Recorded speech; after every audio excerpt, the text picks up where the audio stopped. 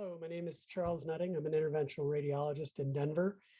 I practice primarily out of an office-based lab, a clinic, as well as having hospital privileges in the area. Hopefully you'll find these talks interesting and may be helpful to you, a family member, or your patients. These are my disclosures.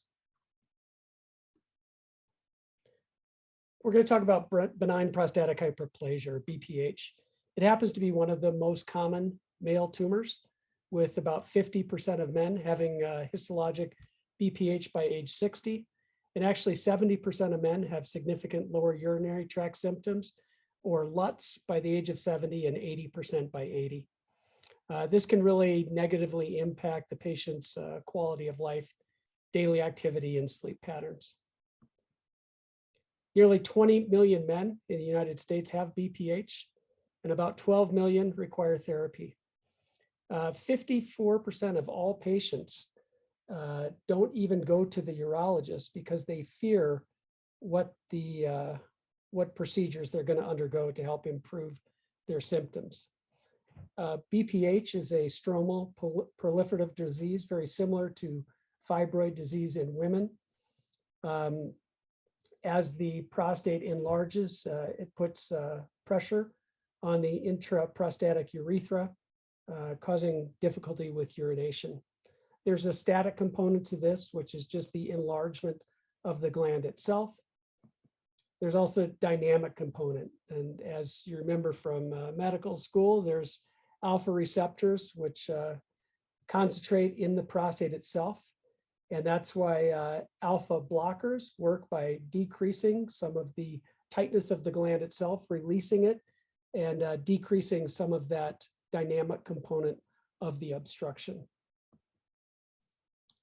These are the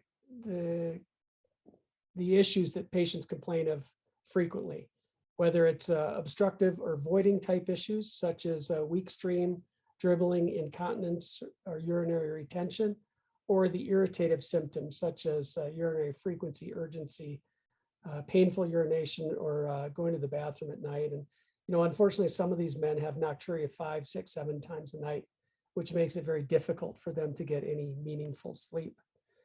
And then this is what we're really trying to prevent, is complications related to bladder outlet obstruction, such as retention, renal insufficiency.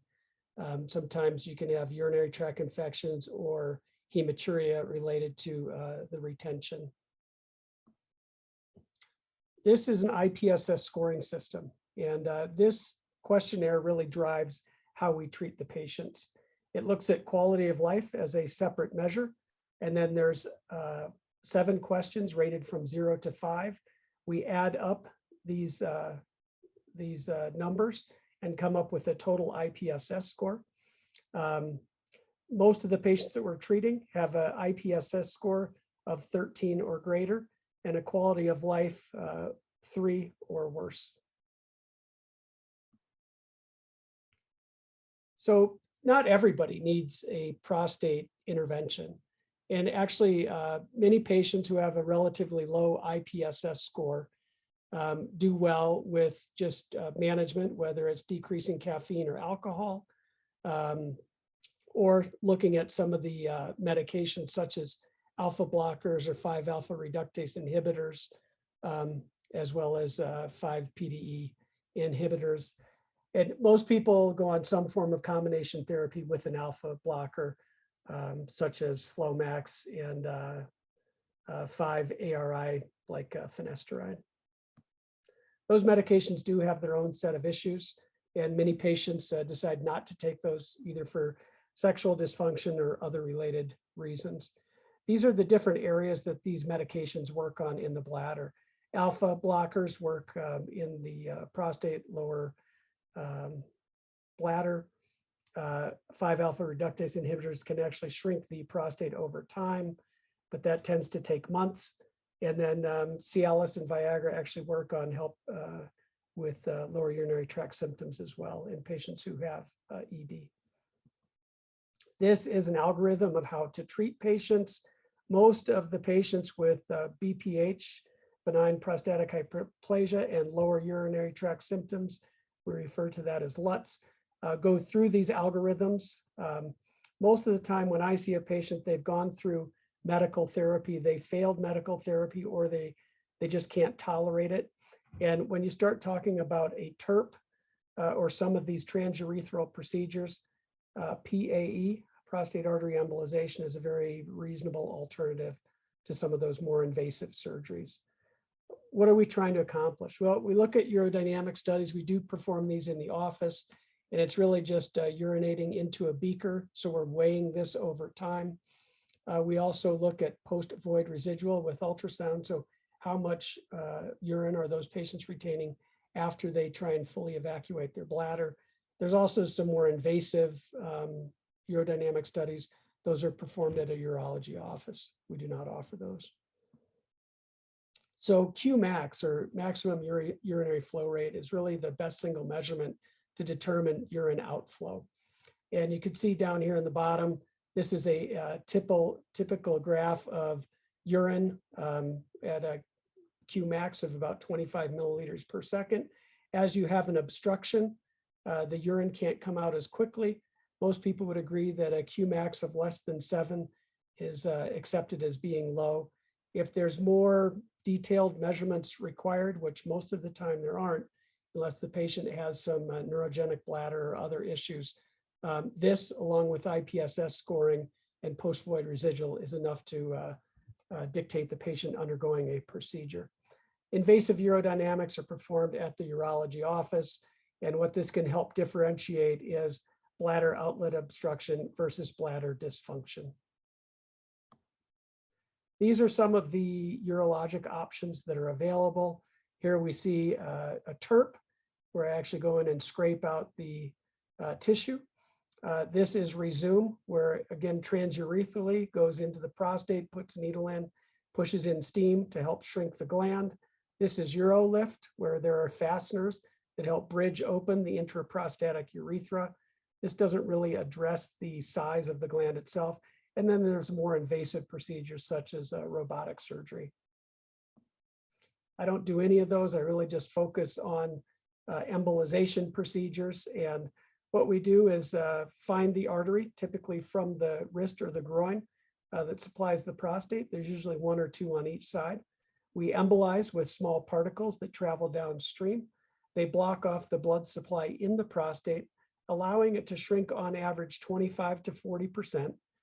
That allows 90% of patients to have a significant reduction in their urinary symptoms.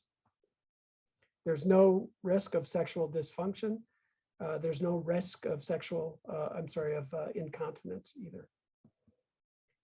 The anatomy can be somewhat complex. This is a great article by Dr. Carnevale, and there's actually really 4 different locations that 95% of arteries come off inside of the pelvis. This is the internal iliac artery. There's a posterior division and an anterior division. A type 1 artery comes off the umbilical artery. A type 2 comes off a little bit lower. A type 3 comes off the obturator artery, and a type 4 comes off of the internal pudendal artery. There's also a type 5, which is none of these. So it can come off different locations inside of the pelvis, but relatively uncommon. We do use rotational angiography as well as DSA imaging. It's helpful to look at structures, whether they're anterior or posterior, as well as defining the best orientation in an oblique view to identify the origin of these vessels. We do use cone beam angiography at the hospital. We also use navigation software to help identify these vessels. This is an injection, which is 3 cc's per second for a total of 36 cc's. We get all of this information. We put a cursor on the prostate artery. We put a cursor on our catheter. We can then create this 3-dimensional image that we can export to our viewing station. And this is just showing the prostate artery that the computer has drawn in green. This is a type 3 origin, often obturator artery. Again, the computer has drawn the line. This is real-time angiography, so I can use this 3-dimensional image to help selectively catheterize the prostate artery during the embolization. I would say in general, these procedures are taking about 90 minutes of time with about 27 minutes of fluoroscopy, which equates to about 300 to 500 milligray. This is a setup at the hospital where we can look at the reference image, the 3D rotational angiography image, as well as a DSA and a native image. It's helpful to look at all of these different images for different parts of the procedure, but it really is a great way to localize and know that we're just treating the prostate artery. We also use state-of-the-art C-arms in office-based labs in the hospital. Many of these have imaging capabilities that rival the very expensive in-house units. There's flat panel displays. There's a digital zoom, almost like on your phone. So you can magnify these images without increasing radiation to yourself or the patient. There's some new technology that creates cone beam images on these types of units. There are some challenges just based on the amount of contrast and rotational angiography that you need to do, but next generation should be better. The initial reports of prostate artery embolization being performed, the first one was in the United States by Dr. Demerit in a patient who had hematuria after a heart surgery. The patient was on anticoagulation and could not be taken off. They asked the interventional radiologist to go in and embolize the prostate to decrease bleeding. The procedure was successful. The IPSS score, urinary symptom score, dropped from 24 to 13. His PSA decreased significantly, and the prostate reduction at 12 months was about 40%. So this significantly helped the patient's lower urinary tract symptoms, as well as his hematuria. And that started people thinking, hey, maybe this could be a primary therapy for patients with an enlarged prostate. In 2014, Gao published in Radiology, and this was looking at prostate artery embolization versus a TURP. So really, TURP is considered the gold standard of treating the prostate in patients with BPH and LUTS. And they looked at comparing functional outcomes in these patients. So there were 57 patients in each arm. The IPSS score, which is a symptom reduction score, or I should say symptom score, was reduced significantly within the PA and the TURP arm, and at 24 months was very similar. The peak urinary flow, or Qmax, also improved significantly with both procedures. In more recent studies, I would say the Qmax improves better with a TURP, which makes sense because they're actually removing the tissue, but not clinically significant. Looking at quality of life scores, those improved in all patients up to 24 months, as well as post-void residual, which is a good indicator of how much urine is being retained after a voiding situation. So this showed that PA and TURP were fairly similar in outcomes. There was less complications with a PAE versus a TURP. And really that started kind of the current literature of looking at PAE as a primary therapy. The initial work was done by Dr. Pisco in Portugal and Dr. Carnevale in Brazil, as well as Dr. Sandeep Bagla in the United States. I've been fortunate enough to train with all of these physicians. This is Dr. Pisco's article, and what it says is they'd actually treated 630 patients, so they treated early on in the experience, and what they found was that there was no incontinence in these patients or sexual dysfunction. Success was identified by a decrease in that IPSS score of 50% or greater. So about 85% of their patients were happy at a year. I would say currently that's at about 90% with the techniques that we're using now. That dropped off to about 81% at 3 to 5 years, but at 6.5 years, 76% of patients were still happy with their outcomes. So it looks like it is a durable procedure.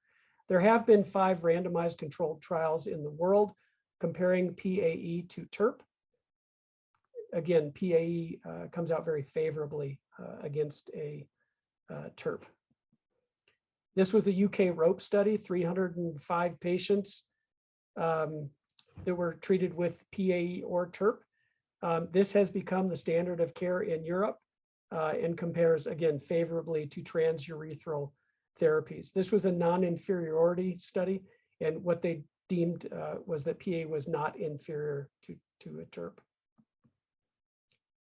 This is Dr. Carnevale's experience over 10 years. He's been treating patients in Brazil and does a very good job.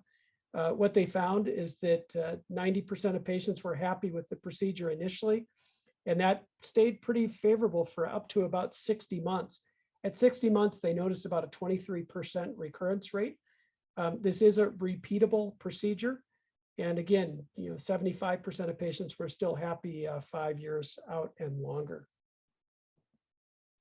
There's also a group of patients who go into urinary retention. So they can't urinate because their prostate's so enlarged that the intraprostatic urethra is obstructive. And this was a good paper by Dr. Badia out of Miami. And they took 30 patients who either had to catheterize themselves or had a Foley catheter and were not good surgical candidates due to comorbidities.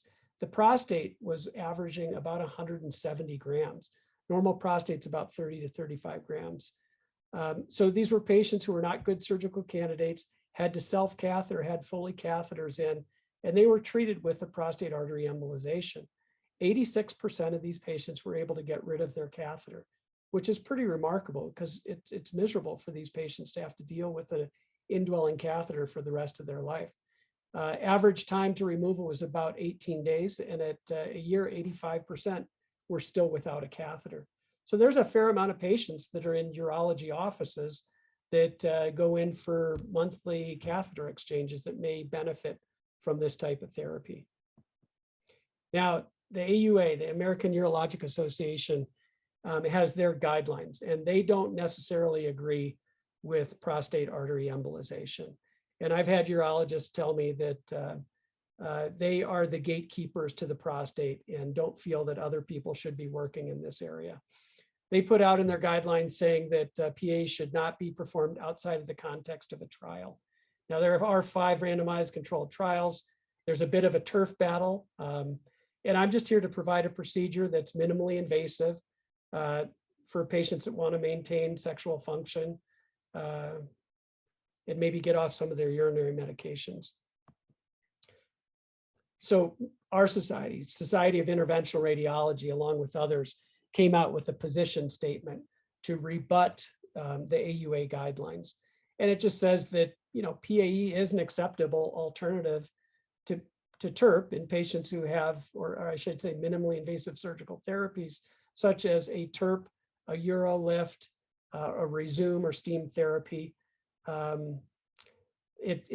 We can treat all size of prostates. Some urologic procedures can only be performed on prostates up to 80 or 100 grams, whereas a prostate artery embolization could be performed on all size prostates, and actually probably the bigger the prostate, the better. It can be used in patients who have urinary retention, patients who want to preserve erectile function. It can also be used to treat bleeding of the prostate itself, and should be considered in patients who are non-surgical candidates. This is the FDA letter saying that the beads that we use are FDA approved. As you probably know, the FDA does not approve procedures, but they approve products. And the FDA did approve this product specifically for embolization of prostate arteries in patients with BPH. We always like to perform multidisciplinary care. So most of our patients are actually referred by primary care. And I say urology, although I would guess about 10% of my patients are referred from urologists. Many urologists do not believe in this procedure. I do work collaboratively in Denver with several urologists that do refer for this, but we actually get a lot of self-directed patients that have talked to friends that have had a prostate embolization performed. We do send these patients back to urologists. I'm not assuming their urinary care. They do need to have somebody that's going to be following them, whether that's their primary care physician or a urologist for the long term. We can treat patients who have cancer, low-grade prostate cancer. We're not treating them to treat the cancer. but a low-grade Gleason score may just be undergoing surveillance. And if they have lower urinary tract symptoms and we treat them, we know that we're not going to make the cancer better, but we're not going to make it worse. And we can definitely help with the lower urinary tract symptoms. The PSA level does go up. It goes up about 8-fold within the first 24 hours. This will then come back down to a baseline at about 30 days, which ends up being about half of where they started. It may slowly creep back up to their normal range within a year or two. This is an angiogram of a prostate, actually internal iliac artery. That red arrow is the umbilical artery. This other red arrow is the internal pudendal artery. The prostate lives in between those two areas, as I was taught by Dr. Bagla. So this is the prostate artery in this patient. Typical prostate artery is about 13 human hairs across, 1.3 millimeters. As we put these tiny catheters in and inject, it's very common to see this cotton wool appearance with these little spidery vessels. Usually does not go past the midline. Here's early arterial phase imaging. Again, kind of going to the midline. This is the pubis right here. Later phase imaging showing parenchymal staining.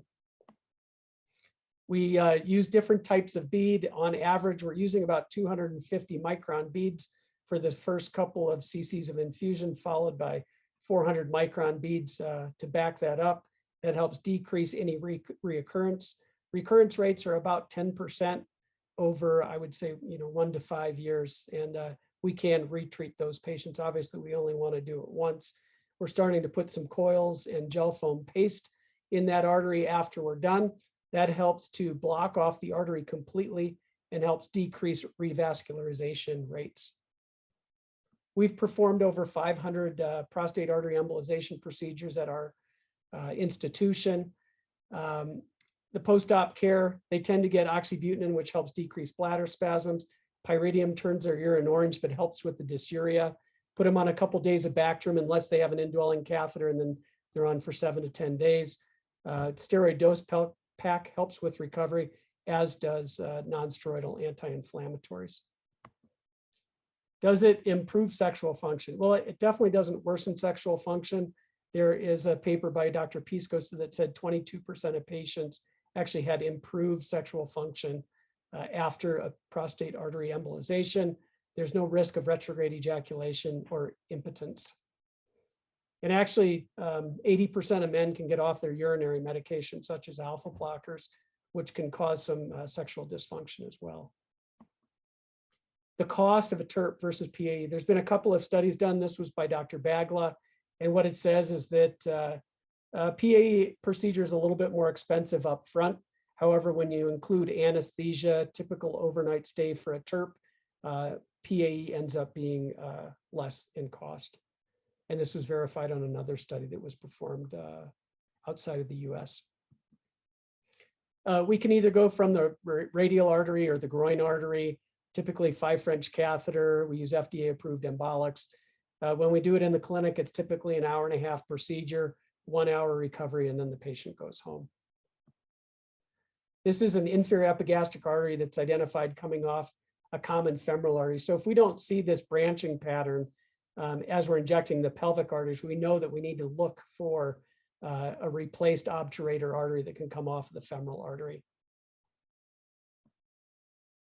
We do cone beam if that capability is available to demonstrate the opacification of the hemi gland.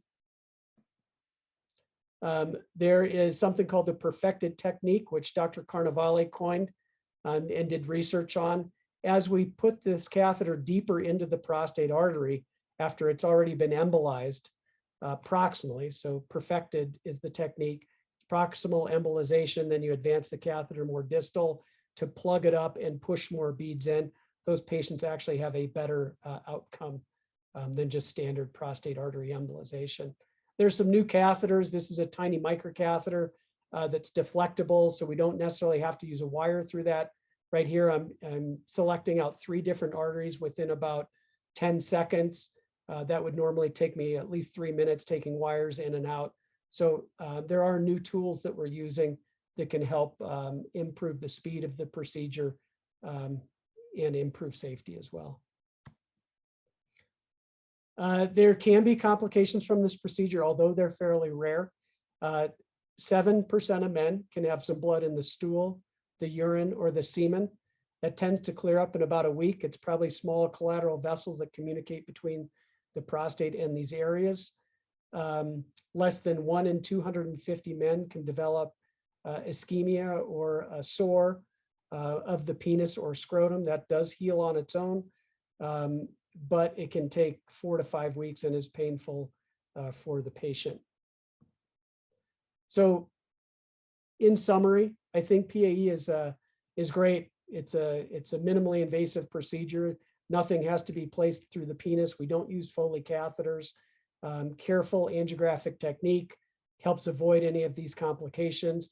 It's a great alternative to surgery, especially in men who want to avoid sexual dysfunction. And it's really just another tool that we have in the line of treatment for BPH. Future concepts. This is a study that's being done with the group out of Northwestern. And I do lots of radioembolization for liver tumors. They're looking at doing radioembolization of the prostate, potentially to shrink the gland, but more likely to treat prostate cancer. There have been some animals that have been treated, and the proof of concept looks very good. So these are some of the things that we can be looking for in the future.